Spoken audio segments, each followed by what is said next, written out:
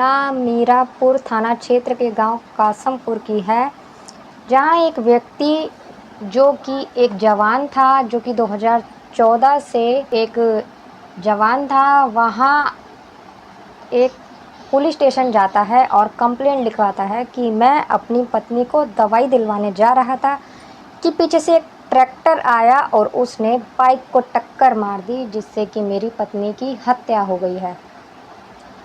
अब जब वो कंप्लेंट लिखवाता है तो पुलिस उसकी बात पर कुछ यकीन नहीं करती और छानबीन करना शुरू कर देती है। जब छानबीन करना शुरू करती है तो वो 3 लोगों को गिरफ्तार करती है और 3 लोगों में से कोई और नहीं होता, एक उसका ही पति था जो कि सेना का जवान था, वही सोनू, और एक जो था उसका ससुर था, महिला का ससुर था, और तीसरा जो होता है महिला का नंदोई था। इन तीनों को गिरफ्तार करती है और गिरफ्तार करने के बाद जो बात सामने आती है, सच्चाई सामने आती है, उसे सुनकर आपके रोंगटे खड़े हो जाएंगे कि कैसे उस महिला की हत्या की थी एक पति ने, जो कि सेना का जवान था, से देश की रक्षा किया करता था, वो ही अपनी पत्नी की बेरहमी से हत्या कर देता है और साथ ही खुद ही पुलिस स्टेशन पहुंच जाता है कंप्लेंट लिखवाने के लिए। तो दोस्तों बने रहिए वीडियो में। अगर आपको वीडियो अच्छी लगे तो प्लीज़ वीडियो को लाइक कर दीजिएगा, चैनल को सब्सक्राइब कर दीजिएगा। अगर आप लोग चैनल पर नए हैं तो मैं गीता गुप्ता, स्वागत है आप लोगों का मेरी आज की एक नई सच्ची कहानी में। जय माता दी। और उम्मीद करती हूँ कि आप सभी लोग अच्छे होंगे, मस्त होंगे, स्वस्थ होंगे, अपना और अपनों का ख्याल रख रहे होंगे। तो दोस्तों ये जो घटना है, इसमें जो आदमी है सोनू, उसकी शादी 2017 में हुई थी और वहीं से 2014 में उसकी मतलब जो सेना में जवान था वो अरुणाचल प्रदेश में, वहीं उस वो सेना का जवान था, वहीं काम किया करता था और वो अपने घर पर भी आया करता था, घर पर आया करता था। तो वहीं उसे शक होता है कि उसकी पत्नी अक्सर फ़ोन पर बात किया करती है।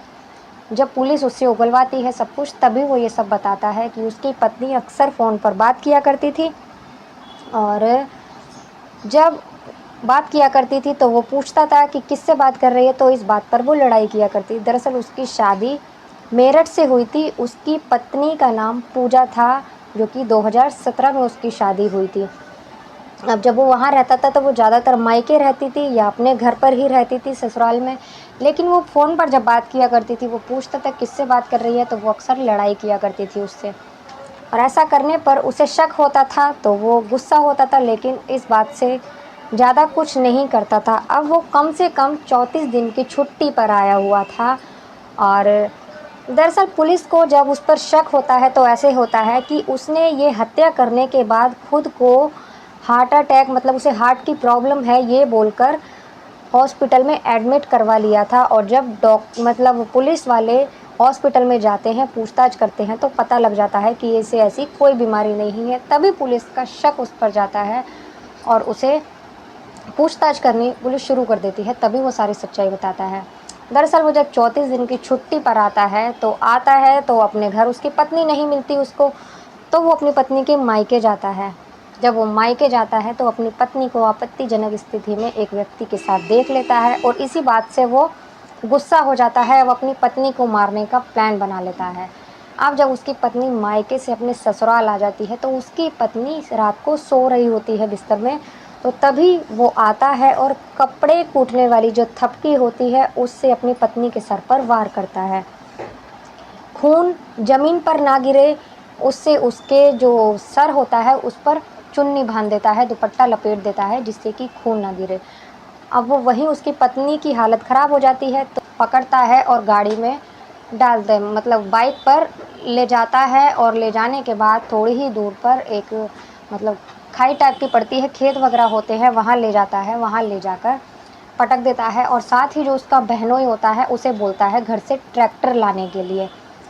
ट्रैक्टर भी लेकर आता है। वो ट्रैक्टर लाने के बाद में अपनी पत्नी को रोड पर फेंक देता है और ट्रैक्टर से उसके सर पर पहिए चढ़ा देता है ट्रैक्टर के, जिससे उसका सर में चोटें लग जाती हैं काफ़ी।